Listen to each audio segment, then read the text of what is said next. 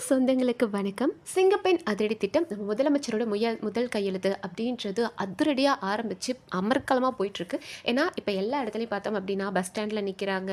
அவங்க வந்துட்டு இதெல்லாம் சொல்ல ஆரம்பிக்கிறாங்க, அனௌன்ஸ்மெண்ட்லாம் பண்ணுறாங்க. பெண்களுக்கோ யாருக்காவது சின்ன குழந்தைகள் எந்த பாதிப்பாக இருந்தாலும் எங்கள் கிட்ட சொல்லுங்கள், டோல் ஃப்ரீ நம்பர் இருக்குது, உங்களுக்கு ஒரு ப்ராப்ளம்னா எங்களோட டோல் ஃப்ரீ நம்பருக்கு கூப்பிடுங்க அப்படின்றத காமனாக நின்றும் சொல்கிறாங்க. கோயம்புத்தூர்லலாம் பார்த்தோம் அப்படின்னா பஸ்ஸாக ஏறியும் அனௌன்ஸ் பண்ணுறாங்க, விழிப்புணர்வு ஏற்படுத்திட்டு இருக்காங்க. அங்கே இருக்க பெண்கள் கிட்ட சொல்கிறாங்க, உங்களுக்காக தான் இந்த இது வந்திருக்கு அண்ட் டோல் ஃப்ரீ நம்பருக்கு உங்களுக்கு என்ன பிரச்சனாலும் நீங்கள் கால் பண்ணி சொல்லலாம். ஸோ ஆண்கள், அந்த பஸ்ஸில் இருக்க ஆண்கள் கிட்ட சொல்கிறாங்க, ஆண்கள் நீங்கள் உங்ககிட்ட ஒரு பொறுப்பு இருக்கணும். இந்த பெண்கள் பஸ்ஸில் ஏறுறாங்க அப்படின்னா உங்களை நம்பி தான் ஏறுறாங்க. அப்போது நீங்களும் அந்த கான்ஷியஸோடு இருங்க அப்படின்ற மாதிரி ஆண்களுக்கும் வலிக்காத மாதிரி கரெக்டாக சொல்லிட்டு இருந்தாங்க. ஸோ அதிரடி திட்டம் அதிரடியாக ஆரம்பிக்குது, சூப்பர். அதே மாதிரி போனால் நல்லாயிருக்கும். அண்ட் இதில் முதல் கைதும் நடந்திருக்கு. எங்கே அப்படின்னு பார்த்தோன்னா, ஸ்ரீவைகுண்டத்தில் ஒரு நபர் ஒரு பொண்ணுக்கிட்ட அத்துமீறி அவங்க வீட்டுக்குள்ளே நுழைந்தார், தப்பாக நடந்துக்க பார்த்தார் அப்படின்றனால ஐநாவரம் மகளிர் போலீஸில் அவரை கைது பண்ணியிருக்காங்க. ஸோ இதுதான் முதல் கைது அப்படின்னு இருக்காங்க. ஆனால் இந்த சிங்கப்பெண் திட்டம் இருக்கு இல்லையா, இந்த சிங்கப்பெண் திட்டம்லாம் நல்லா இருக்குது. ஆனால் முதல்ல வழக்கு போடணும் அப்படின்னா உங்கள் கட்சிக்காரங்க மேலே தான் போடணும். ஏன்னா ஆளுங்கட்சியில் தான் அத்தனை பிரச்சனை இருக்குது. பாலியல் வன்கொடுமை ஒரு பொண்ணுக்கு நடந்திருக்கு, அதுக்கு வக்காலத்து வாங்கி சமரசம் பேசுகிறதுக்கு உங்கள் எம்எல்ஏ போய் பேசியிருக்காரு. அப்போது நீங்கள் அவரை பதவி ராஜினாமா பண்ணுறீங்களா? அதுக்கு உங்களுக்கு தெம்பு திராணி இருக்கா அப்படின்னு நம்மளோட எடப்பாடி அவர்கள் கேட்டிருக்காங்க. ஸோ இது நம்மளோட ரீசெண்ட் டேஸில் ரொம்ப பேசப்பட்டது. ஒரு பெண்ணுக்கு வந்து பாலியல் குற்றம் நடந்திருக்கு அண்ட் அதுக்கு வந்து தாவேக்கோட எம்எல்ஏவும் சப்போர்ட்டாக இருந்தார் அப்படின்றதுனால அவங்களோட நிர்வாகிகிட்ட இருந்தால் மக்களை காப்பாற்றணும். அப்போது அந்த தப்பு பண்ண எம்எல்ஏக்கு உங்களால் வந்து ராஜினாமா வாங்கி கொடுக்க முடியுமா, அந்த தைரியம் உங்களுக்கு இருக்கா அப்படின்னு கேட்டிருக்காங்க. ஸோ நடந்தால் நல்லா இருக்கும். ஆனால் நம்மளோட இபிஎஸ் அவர்களோட தைரியம் இருக்குல்லையா, அதாவது நம்ம ஆளுங்கட்சியாக இருக்கிற விட எதிர்கட்சியாக இருக்கும்போது அது டிஎம்கேவும் சரி ஏடிஎம்கேவும் சரி மாற்றி குரல் கொடுத்து பயங்கரமாக பிரச்சனையை அடித்து பிடிச்சி தட்டி கேட்குறாங்களே, சூப்பராக இருக்குது. ஏன்னா எதிர்கட்சி இவ்வளோ வீரியமாக செயல்பட்டதா ஆளுங்கட்சி அவங்கள சமாளிக்கணுன்றதுக்காகவே ஒரு நல்ல அரசாங்கத்தை கொடுப்பாங்க. ஸோ டெஃபினட்டாக இந்த விஷயம் பேசப்படணும். எம்எல்ஏவை நம்ம விஜய் அவர்கள் என்ன செய்கிறார் அப்படின்றத பார்ப்போம். அண்ட் அடுத்த நியூஸ் பார்த்தோம் அப்படின்னா, நம்ம விஜய் அவர்கள் வந்துட்டு பிரதமர் மோடியை அவங்கள சந்திச்சிருந்தாங்க. இன்றைக்கி நிதி ஆயோக் கூட்டம் நடந்தது. அதில் வந்து நிறைய விஷயங்கள் பேசப்பட்டிருக்கு. அண்ட் நீட் தேர்வு அப்படின்றத தமிழ்நாடு நாங்கள் எதிர்க்கிறோம், எங்களுக்கு இந்த நீட் தேர்வு வேண்டாம். 12ஆம் வகுப்பு மாணவர்கள் அவங்க முடிக்கிறாங்களே அந்த மதிப்பெண்ணை வச்சு அவங்களுக்கு அனுமதி தரணும் அப்படின்ற மாதிரி கேட்டிருக்காராம்.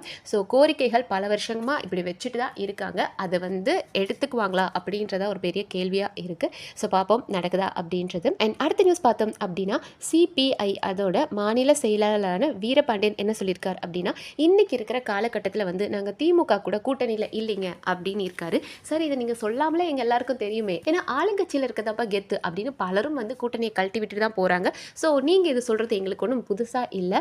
ஆனால் திமுகவுக்கு கூட்டணியே இல்லை அப்படின்னு சிபிஎம்மோட மாநில செயலாளரான சண்முகம் சொல்லியிருந்தார்.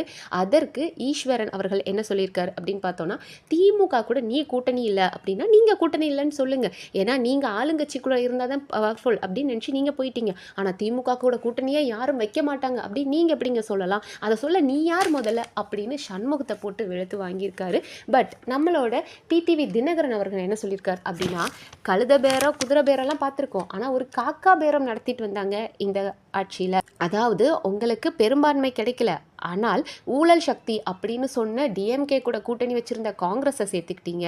ஊழல் பண்ணாங்க அப்படின்னு ஏடிஎம்கே கூட இருந்தவங்களையும் சரி, அதுலேருந்து 25 பேரை தூக்கி நடுத்தருவில் விட்டுட்டீங்க. 4 பேர் ரிசைன் பண்ணிட்டு வேற நீங்கள் தான் ஆளுங்கட்சின்னு உங்ககிட்ட வந்தாங்க, அவங்களையும் ரோட்டில் தான் விட போகிறீங்க.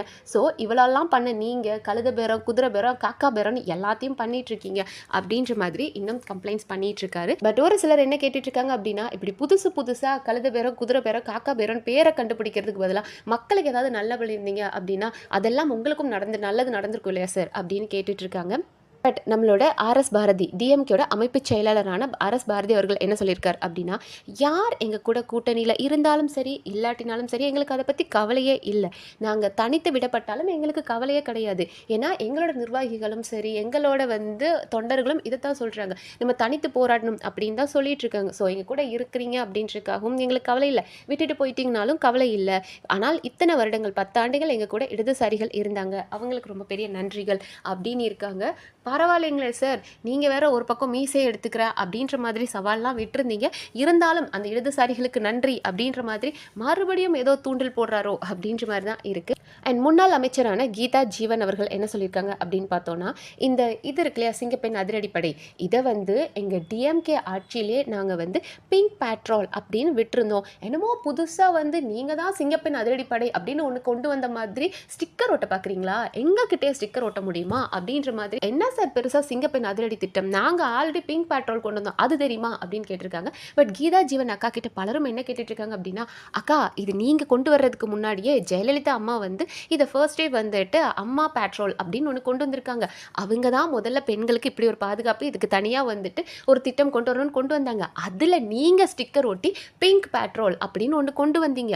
அதையும் இப்ப அவரு அதுக்கும் ஒரு மாடிஃபிகேஷன் கொண்டு வந்து சிங்கப்பெண் அதிரடி திட்டம்னு கொண்டு வந்திருக்காரு. அப்ப நீங்க முதல்ல ஸ்டிக்கர் ஒட்டியிருக்கீங்க இல்லையா? அப்ப இன்னைக்கு விஜய் அவர்கள் ஸ்டிக்கர் ஒட்டுனது தெரிஞ்ச உங்களுக்கு, நீங்க ஏங்க முன்னாடியே ஸ்டிக்கர் ஒட்டியிருக்கீங்க?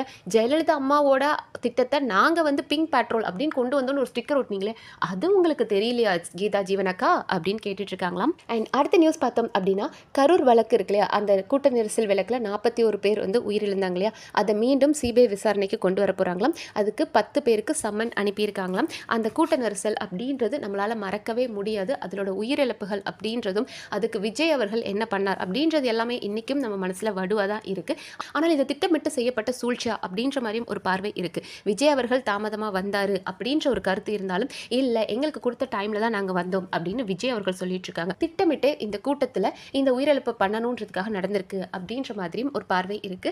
அண்ட் ஒரு சிலர் யாரு நம்ம 10 ரூபா அண்ணன் இதுல மாட்ட போறாரா, சிக்கி சின்னாபனமாக போறார் அப்படின்னு ஒரு பக்கம் பார்த்துட்டு இருக்காங்க. அண்ட் இன்னொரு பக்கம் என்ன சொல்றாங்க அப்படின்னா, இது விஜய் அவர்களுக்கு எதிராக தீர்ப்பு வரும், அப்போ நம்மளோட ஆதவர்ஜுனா அடுத்த சிஎம்மா வரப்போறாரோ அப்படின்ற மாதிரி புதுசா கிளப்பி போட்டுருக்கீங்க. ஏங்க அவர் இப்பதான் வந்து ஹாட் சீட்ல உட்காந்துருக்காரு. அவர் அதில் கொஞ்சம் சில் பண்ணுறதுக்குள்ளே புதுசாக கிளப்பி விட்டுட்டு இருக்காங்க. பட் டெஃபினட்டாக அந்த 41 பேர் உயிருக்கு பதில் சொல்லி தான் ஆகணும். சிபிஐ விசாரணை எப்படி போயிட்டு இருக்கு, என்ன நிலவரம் இருக்கு அப்படின்ற எல்லா அப்டேட்ஸும் நம்ம பார்ப்போம். அண்ட் இந்த மாதிரி நிறைய அரசியல் நிகழ்வுகள் தெரிஞ்சுக்கிறதுக்கு நம்ம சேனலை சப்ஸ்கிரைப் பண்ணி சப்போர்ட் பண்ணுங்க. நன்றி.